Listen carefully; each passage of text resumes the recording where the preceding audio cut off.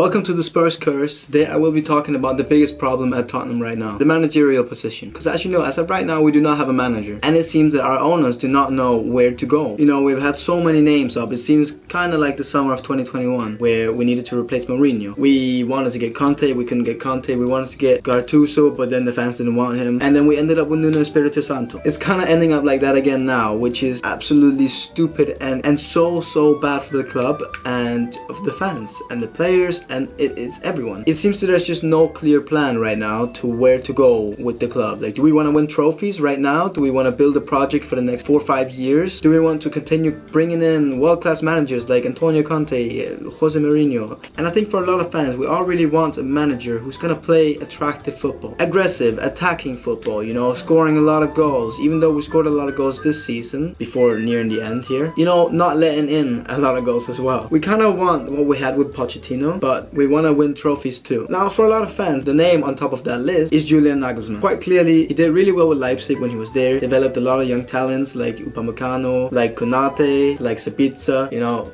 Werner, I believe was there as well. I mean, he developed a lot of great talent, even more than that. There was just a couple. He played really nice, aggressive, attacking football. He did really well in the Bundesliga with Leipzig. Then he came to Bayern Munich, and it seemed that it just weren't clicking. I think the players didn't respect him properly, and even though he didn't really do anything wrong, I mean, he won the league with them, and when he got fired, he was still in the Champions League. He was doing really well in the league still, and he was in the League Cup as well. It didn't really make sense that he got fired, and that put him on the market. Free agent, exactly what we wanted. And it seems that our wonderful owners actually made contact with him and talked to him, even though they've come out, well, they haven't officially, but they've kind of come out and said that, well, we haven't even talked to him, whatever reports say that anyway. But now it's come out that apparently the reason we turned down Nagelsmann is because he wants a supportive director of football. No way, I can't handle it. We don't want the manager who has a clear vision for the club. No. What? Let's get a manager who's got no fucking clue what he wants, who's gonna come in, just do a job, earn some money, and leave again after 1.5 seasons. So apparently the club wants a director of football to come in, and then they pick out a manager, which doesn't make sense considering right now we're pushing for someone like Arne Slot, who in my eyes is a fraud. Also, do remember to like and subscribe real quick, and comment down below who you guys would want as manager, and possibly even director of football. I mean, look, okay, he's the front runner, he's the lead runner, he's the one everyone's pushing for right now, which I cannot wrap my head around. Yes, he's done immensely well with Feyenoord. Yes, he's developed some nice talents, young talents like Cocu. He's developed him really nicely. He's done really well this season. He's done really well with the team. He won the league for the first time in I don't know how many years. But you also got to remember the season that the Dutch league has had. Ajax, they lost their main manager and a bunch of players, and then they replaced it with another manager who clearly were not good enough for the job, and who's not the same as Ten Hag just because he's bold. PSV had a really good start to the season, and I believe was leading the league along pretty much the first half of the season. But then they lost their main man Gakpo to Liverpool in the January transfer window, and since then it just didn't really seem to click as much, and ended up dropping off in form, which then led to Feyenoord being able to overtake. But of course, now even with all that, I will have to get credit. Like, Arne Slot did really well for this Feyenoord team to click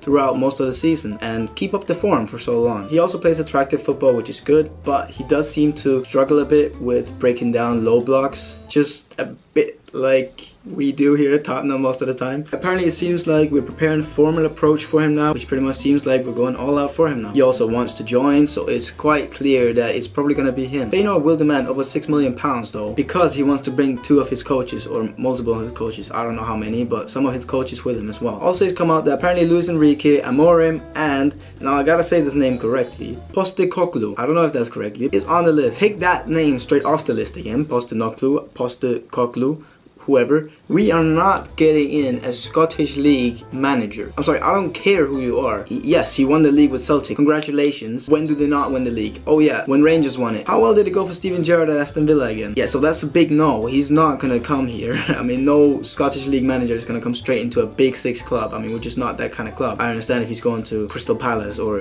whoever. He's not coming to Spurs. That would be ridiculous. Now, a name that I haven't heard at all in any news when it comes to manager is Marcelo Gallardo. Some of you might have heard of him. He did manage River Plate to their first league title in 2021 in 8 years. He developed great stars, played attacking football. Stars like Julian Alvarez, who now plays for City, is doing really well. And many of you also might have missed it, but in January, Riyadh All-Star team played against PSG's first team, like a fully stacked team. They had Mbappe, Neymar, Messi, all on the pitch from the start. And Marcelo Gallardo actually managed Riyadh All-Star team. That All-Star team had Cristiano Ronaldo and Talisca and a couple other bigger stars in Saudi Arabian football. But but come on, like, this is PSG's first team football. And surprisingly, they only lost by 1 goal. PSG ended up winning the game 5-4, but I mean, it wasn't really like a domination like a lot of people thought that would be. Ronaldo scored a couple goals. PSG, they didn't seem like they were gonna destroy them, and a lot of that came down to Marcelo Gallardo as well. So look, I mean, why not take a look at him if we're gonna take a punt? So I mean, for me, get in, Nagelsmann, swallow your pride. I mean, we already let